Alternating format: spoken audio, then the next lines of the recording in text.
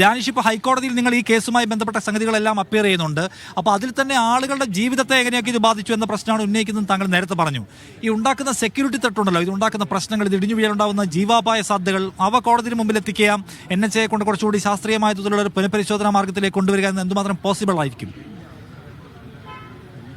Definitely തീർച്ചയായിട്ടും അത് നമ്മുടെ ഒരു ചുമതലയായി കൂടി വരികയാണ്. ബഹുമാനപ്പെട്ട ഹൈക്കോടതിക്ക് മുമ്പിൽ കേസ് നിലനിൽക്കുമ്പോൾ തന്നെ ഇത്തരമൊരു സാഹചര്യം ഉണ്ടായത് കൂടുതൽ സജീവമായി ജാഗ്രതയോടെ അത് പരിഗണിക്കാൻ കൂടി കാരണമാവും എന്ന് നമ്മൾ പ്രതീക്ഷിക്കുകയാണ്.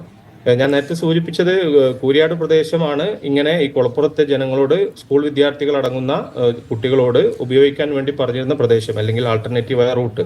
അതാണിപ്പോൾ ഈ നിലയിൽ തകർന്ന് അവർക്ക് തന്നെ ഭാവിയിൽ സുരക്ഷാ പ്രശ്നമായി അത് മാറിയിരിക്കുന്നത്.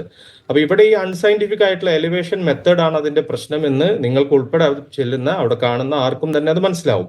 കാരണം ഇവര് വലിയ എഞ്ചിനീയറിംഗ് വൈദഗ്ധ്യം ഒക്കെ പറയുമ്പോഴും അവിടുത്തെ ഒരു സോയിലിന്റെ പ്രത്യേകത, സോയിൽ ടെസ്റ്റോ സോയിൽ സ്റ്റെബിലിറ്റി ടെസ്റ്റോ ഒന്നും തന്നെ നടത്താതെ ഈ അർത്ഥത്തിൽ എംബാങ്ക്മെന്റുകൾ ഫില്ല് ചെയ്തുകൊണ്ട് മണ്ണിട്ട് നിറച്ചുകൊണ്ട് അത്രയധികം മഴ ലഭിക്കുന്ന താഴ്ഭാഗത്ത് അവിടെയൊക്കെ തോട് ഉൾപ്പെടെയുള്ള നീരൊഴുക്കുള്ള ഒരു സ്ഥലത്ത് ഇത്തരമൊരു എംബാങ്ക്മെന്റ് ആണ് ഇപ്പോൾ ഫെയിലിയർ ആയിരിക്കുന്നത്.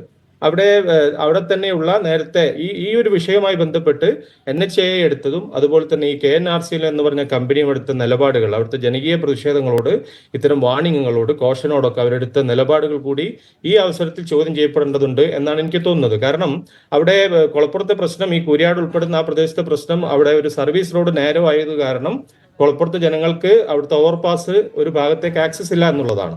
അവിടെ അഡ്വക്കേറ്റ് കമ്മീഷൻ വന്ന സമയത്ത്, ബഹുമാനപ്പെട്ട ഹൈക്കോടതി അയച്ച അഡ്വക്കേറ്റ് കമ്മീഷൻ വന്ന സമയത്ത് അവരുമായി കമ്പനി അധികൃതർ, KNRCL അധികൃതരുമായി സംസാരിച്ചപ്പോൾ കുട്ടികൾ ഉൾപ്പെടെയുള്ളവർ എങ്ങനെയാണ് ഈ നേരോ ആയിട്ടുള്ള സർവീസ് റോഡ് 2-വേ ട്രാഫിക്കിൽ ഉപയോഗിക്കുന്നത്, പ്ലസ് പെഡസ്ട്രിയൻസ് എങ്ങനെയാണ് പോകുന്നതെന്ന് പറഞ്ഞപ്പോൾ പെഡസ്ട്രിയൻസിനെ പോകാൻ അത്തരം കാര്യങ്ങൾക്കൊക്കെ ട്രാഫിക് നിയന്ത്രിക്കാൻ നിങ്ങൾ ട്രാഫിക് പോലീസിനോട് പറയൂ എന്ന മറുപടിയാണ് എനിക്ക് കിട്ടിയത്.